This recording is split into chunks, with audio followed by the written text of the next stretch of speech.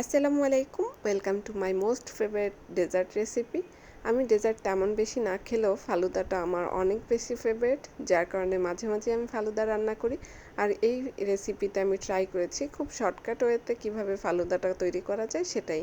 তো এই জন্য আমি একটা প্যানে বেশ খানিকটা পানি নিয়ে তার মধ্যে দিয়ে দিয়েছি বেশ খানিকটা পাউডার মিল্ক। আর এটাকে ভালো করে নেড়ে চেড়ে এটার মধ্যে এখন আমি দিয়ে দিব যে রাঁধুনির যে ফালুদা মিক্সটা পাওয়া যায় সেটাই। তো এই জন্য আমি ওটাকে কেটে জাস্ট এটার সাথে মিক্স করে দিয়ে দিব, এবং আমি সব ধরনের উপকরণগুলো যা যা এখানে দিব তেমন কিছুই দিব না, দিয়ে একসাথে ভালো করে মিক্স করে তারপর আমি জ্বালাতে দিয়ে দিব। আর আমি যেহেতু ফালুদা মিক্স একটা নিয়েছি, যার কারণে আমি সাথে একটু সাবু ইউজ করব। সাগুদানাটা ইউজ করলে তাহলে পরিমাণে আর একটু বেড়ে যাবে। আর আর এটা করলেও কিন্তু বেশ ভালো লাগে খেতে। আর পরিমাণে যেহেতু একটু বাড়াবো, চাইলে একটু চিনি দিয়ে দেওয়া যায়। চিনির পরিমাণটা খুব বেশি দিতে হবে না, জাস্ট হালকা পরিমাণ কিছুটা চিনি দিয়ে দিলেই হবে, তাহলে টেস্টে আর বেশি হেরফের হবে না।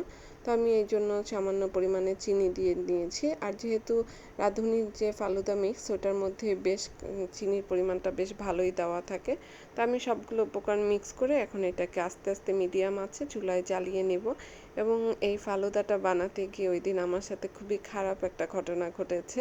সেটা আমি যখন বানাচ্ছিলাম এর মধ্যে আমার একটা ফোন কল আসে।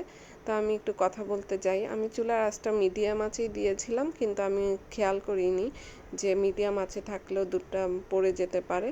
তো আমি ওই রুমে গিয়েছি, এসে দেখি যে এই অবস্থা। দেখে তো আমার মনটা অনেক খারাপ হয়ে গিয়েছে, যে এটাকে আবার আমি চেয়েছিলাম খুব শর্টকাট ওয়েতে করার জন্য, কিন্তু যেহেতু এটার জন্য আমার কাজটা আরও বেড়ে গেল।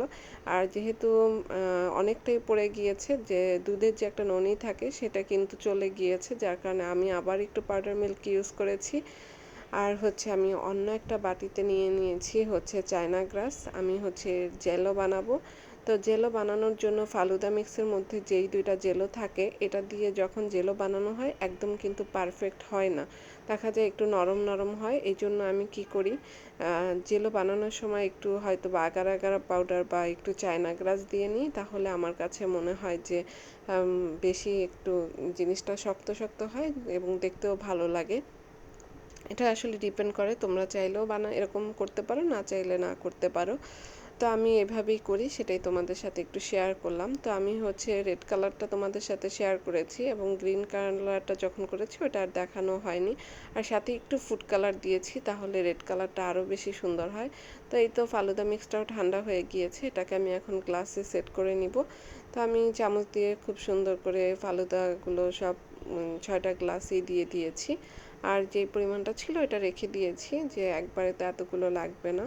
পরে এটার সাথে আমি একটু ম্যাঙ্গো ইউজ করেছিলাম, যেহেতু এখন আমের সিজন, যার কারণে আম দিলে আরও বেশি খেতে ভালো হয়। পরে জেলোগুলো দিয়ে দিয়েছিলাম। তো দেখতেই পাচ্ছ কেমন হয়েছে, আর খেতে কিন্তু অসাধারণ হয়েছে। আর ফালুদা আমি অনেক বেশি লাইক করি। আজকে এই পর্যন্তই, আল্লাহ।